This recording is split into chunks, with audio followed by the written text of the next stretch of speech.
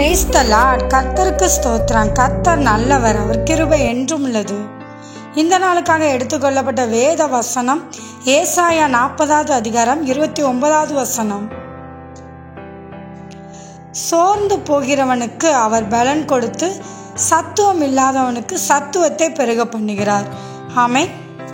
இதை பார்த்து கொண்டிருக்கிற பிரியமான சகோதர சகோதரிகளே, கர்த்தருடைய வார்த்தை சொல்கிறது, சோர்ந்து போய் இருக்கிறவர்களுக்கு அவர் பலன் கொடுக்கிறாரா?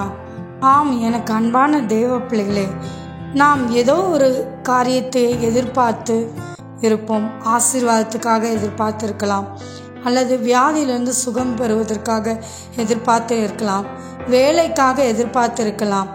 இப்படி பலவிதமான காரியங்களுக்காக நாம் எதிர்பார்த்து இருந்து சோர்ந்து போய் இருக்கலாம். சோர்ந்து போய் இருக்கிற உங்களை பார்த்து தான் கர்த்தர் பேசுகிறார்.